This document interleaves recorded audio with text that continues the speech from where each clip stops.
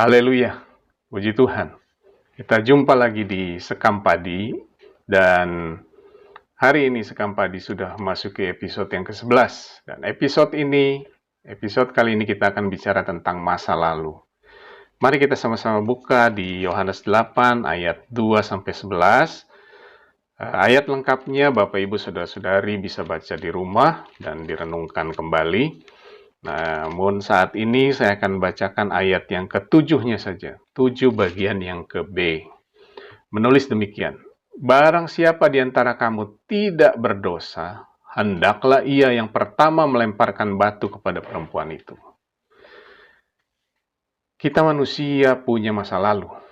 Saya punya masa lalu, istri saya punya masa lalu, anak-anak saya punya masa lalu, Bapak, Ibu, Saudara-saudari, saya percaya juga punya masa lalu.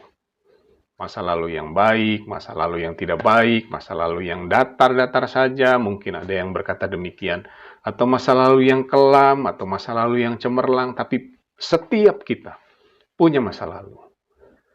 Namun, Roma 3 ayat 23 menulis bahwa semua orang telah berbuat dosa dan telah kehilangan kemuliaan Allah. Oleh karena dosa seorang Adam, kita semua berdosa di hadapan Tuhan.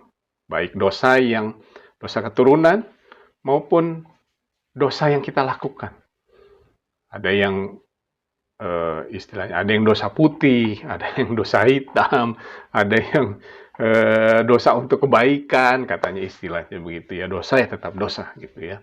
Kita sudah melakukan dosa dan telah kehilangan kemuliaan Allah. Nah, kembali kita ke Yohanes 8 ayat 2-11.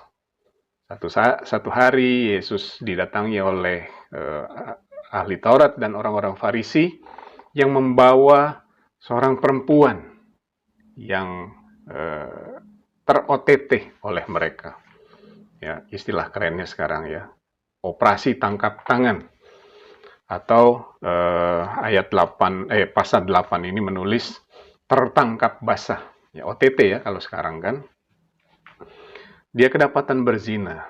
Lalu kemudian mereka bertanya kepada Yesus bukan untuk mencari tahu apa yang harus mereka lakukan, enggak. Tapi mereka hendak menguji, mencari kesalahan Yesus untuk kemudian dipersalahkan. Mereka bertanya, menurut hukum Musa, perempuan ini harus dilempari dengan batu. Apa jawabmu? Ayat ke-6 dan yang ke-11, di situ ditulis bahwa Yesus menunduk ke tanah dan menulis dengan jari jemarinya. Tidak disebutkan apa yang dia tulis, tidak disebutkan juga apa maksudnya. Namun, mungkin oleh karena perbuatan Yesus itu, ahli Taurat dan orang-orang Farisi ini kemudian seperti mempersekusi ya. Kita berapa kali lihat video-video persekusi yang dilakukan oleh orang-orang ya terhadap seseorang atau terhadap beberapa kelompok gitu ya. Dipersekusi. Oh, bagaimana? Apa jawabmu? Ini kalau seperti ini kejadiannya, bagaimana jawabmu? Menurut hukum Musa ini begini. Apa jawabmu? Ya banyak gitu ya. Lalu kemudian Yesus berdiri. Keluarlah ayat ini. Barang siapa tidak berdosa, lempari. Dia yang pertama melempari perempuan itu dengan batu. Lalu kemudian Yesus menunduk lagi, menulis lagi di tanah. Dan kita sudah tahu ceritanya. Satu demi satu dari yang tertua pergi, sehingga cuma tinggal Yesus dan perempuan itu yang ada di situ. Yesus bertanya di ayat yang ke-10. Lalu Yesus bangkit berdiri dan berkata kepadanya, hai perempuan, di manakah mereka? Tidakkah ada orang yang menghukum engkau? Tidak ada, Tuhan. Nah, untuk Yesus, buat Yesus, OTT dari perempuan itu adalah masa lalunya. Masa kedepannya adalah ayat 11 yang Yesus sampaikan. Aku pun tidak menghukum engkau. Pergilah dan jangan berbuat dosa lagi, mulai dari sekarang. Jadi tidak peduli apa yang masa lalu kita. Baikkah atau kelamkah atau tidak baikkah, sedikitkah dosa yang kita lakukan atau banyakkah dosa yang kita lakukan, dosa kecilkah, dosa sedangkah, dosa besarkah, itu sudah menjadi masa lalu kita. Masa depan kita adalah jangan berbuat dosa lagi mulai dari sekarang. Karena kita sudah ditebus dari dosa.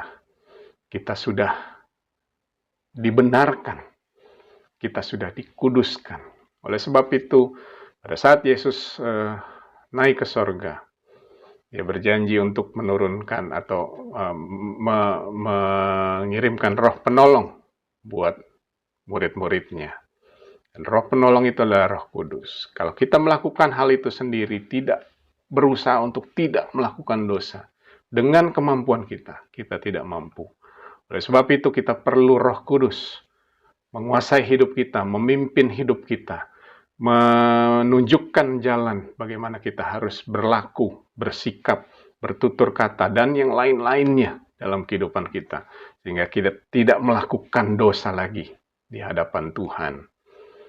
Pergilah dan jangan berbuat dosa lagi dari sekarang. Maka masa lalu kita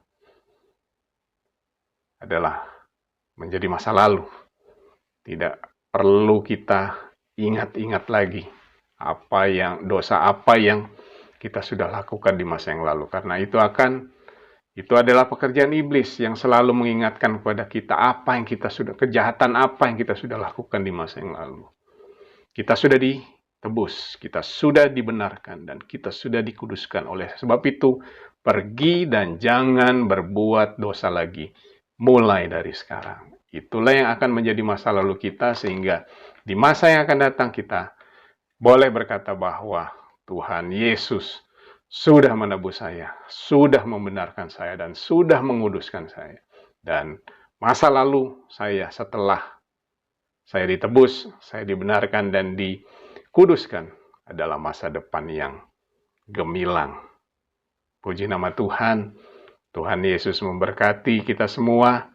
Haleluya. Terima kasih Yesus. Terima kasih Yesus. Ku bersyukur